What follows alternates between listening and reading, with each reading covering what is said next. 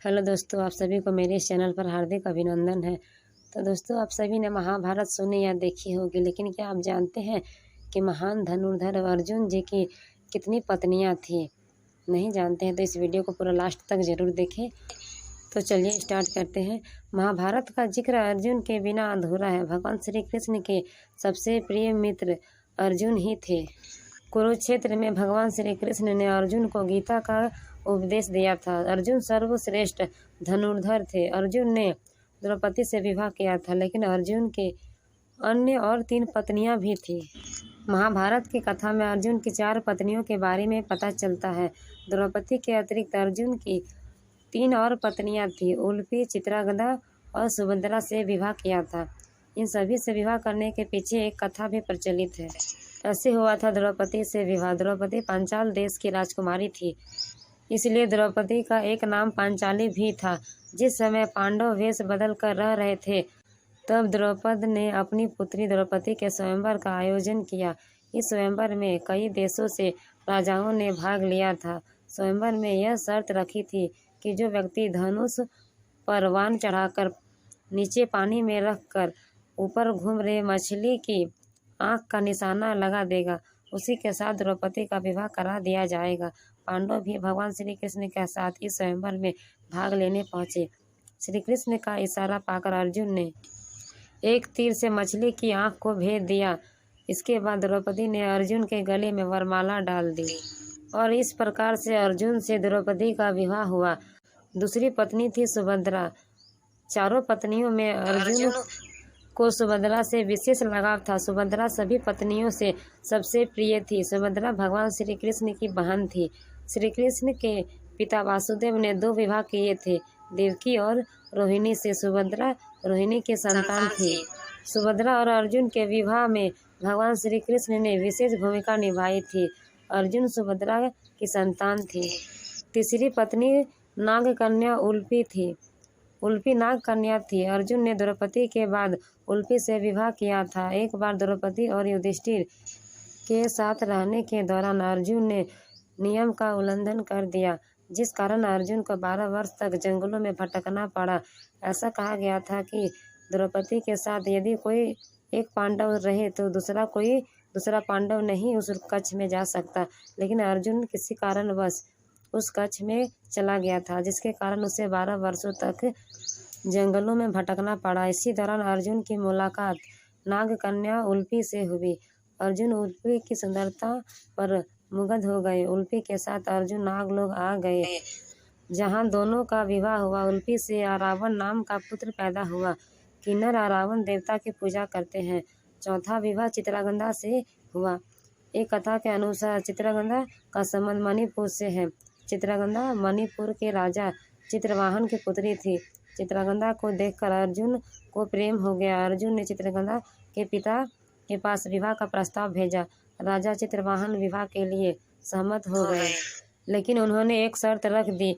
इस शर्त के अनुसार चित्रांगदा और उनके पुत्र को मणिपुर में ही रहना होगा। इस शर्त को अर्जुन ने मान लिया। इसी कारण चित्रांगदा और पुत्र ब्रह्मवाहन वहीं रहे।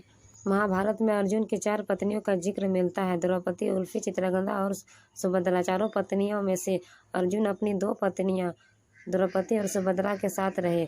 सुभद्रा कृष्ण की बहन थी। भगवान श्री कृष्ण ने अर्जुन के सारथी की भूमिका निभाई थी।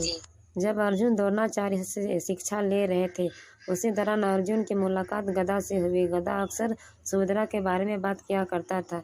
वो अपनी चचेरी बहन सुभद्रा के रूप में और सुंदरता की तारीफ किया करता था।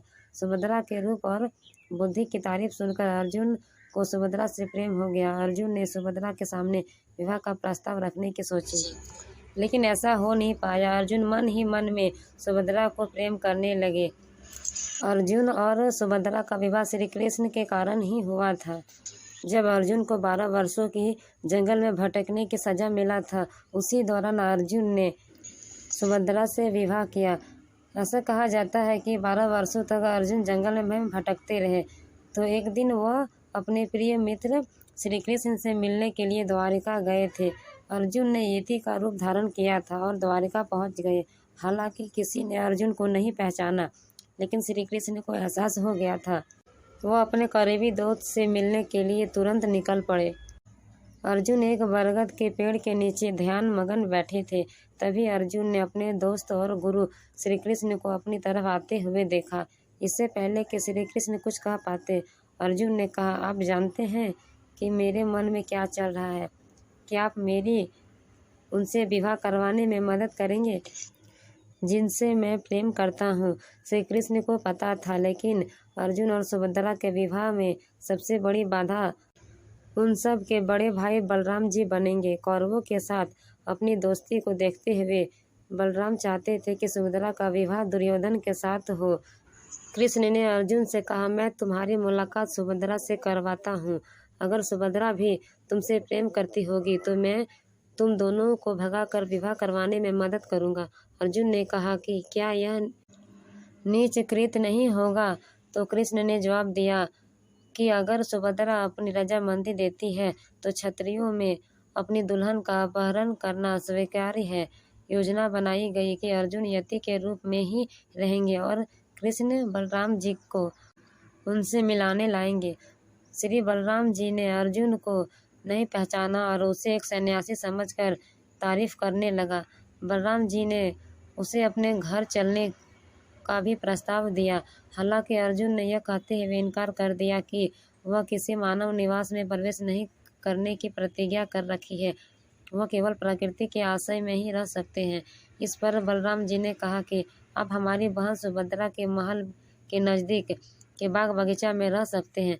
इस पर अर्जुन ने तुरंत हाँ भर दी और सुभद्रा के बगीचे के एक पेड़ के नीचे अर्जुन रहने पहुंच गए। सुभद्रा ने पांडवों की बहादुरी के बारे में कई कहानियां सुन रखी थी। उनसे अर्जुन की धनुर्विद्या की चर्चा भी सुनी थी। वह अर्जुन से मिलने के लिए बेताब थी। जब सुभद्रा को पता चला कि एक साधु उनके बगीचा में आया है तो वह उनसे मिलने पहुंच गई। सुभद्रा ने सबसे पहले पांडवों के साम्राज्य इंद्रप्रस्थ के बारे में पूछा। इसके बाद अर्जुन के बारे में सीधे पूछा। सुभद्रा ने साधु से कहा कि मैंने सुना है कि अर्जुन बहुत वीर और गुणवान है, क्या आप मुझे उनके बारे में बताएंगे?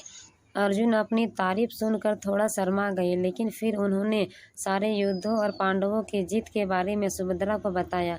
एक दिन सुभद्रा ने साधु से पूछा, क्या आप मेरा मन पढ़ सकते हैं? क्या आप बता सकते हैं कि मुझे अर्जुन से प्रेम हो गया है? क्या मुझे उनका प्रेम मिल पाएगा? अर्जुन वर्षों से ये शब्द सुनना चाहते थे। अर्जुन ने तुरंत अपनी पहचान सुभद्रा को बता दी। इसी बीच श्री कृष्ण पहुँच गए, लेकिन उन्होंने फिर से याद दिलाया कि वे केवल दोनों भागकर ही शादी कर सकते हैं। कृष्ण ने कहा, मैं तुम्हें अपना रथ दे दूंगा। सुभद्रा रोज रुद्र मंदिर में दर्शन करने जाती है, वहीं से तुम अपने साथ इसे इंद्रप्रस्थ ले जाना। सब कुछ योजना के मुताबिक हो रहा था, लेकिन सुभद्रा के साथ कुछ अंगरक्षकों ने अर्जुन को पहचान लिया और सबको आग्रह कर दिया। बलराम जी ने जब सुना कि उनकी बहन का अपहरण करने की कोशिश की गई है तो वह पूरे इंद्रप्रस्थ और पांडव साम्राज्य को तबाह कर देना चाहता था।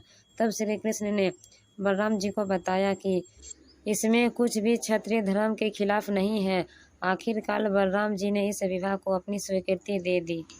इंद्रप्रस्थ पहुंचते ही अर्जुन सुभद्रा की तरफ मुड़े और कहने लगे, तुम द्रौपदी के बारे में जानती होगी और तुम्हें यह भी पता होगा कि उसने कहा है कि वह जब तक वह जीवित रहेगी तब तक कोई और पांडव अपनी पत्नी को इंद्रप्रस्थ में नहीं ला सकता है। हम दोनों तभी साथ रह सकते हैं जब द्रौपदी इनकी स्वीकृति दे। सुभद्रा ने द्रौपदी से मुलाकात की। वह साधारण वस्त्रों में पहुंची और कहा, मैं सुभद्रा हूँ, मैं एक ग्वाल और श्री कृष्ण की सौतेली बहन हूँ। द्रौपदी के मन में श्री कृष्ण के लिए बहुत श्रद्धा थी। द्रौपदी अपने भाई और मित्र के समान मानती थी। द्रौपदी ने सुभद्रा को तुरंत गले लगा लिया और कुछ दिनों बाद जब दोनों के बीच अच्छी दोस्ती हो गई तो सुभद्रा ने अर्जुन के प्रति अपने प्रेम को जाहिर कर दिया। यह सुनकर द्रौपदी स्तंभ रह गई, लेकिन द्रौपदी ने महसूस किया कि अर्जुन की खुशी सुभद्रा के साथ रहने में है।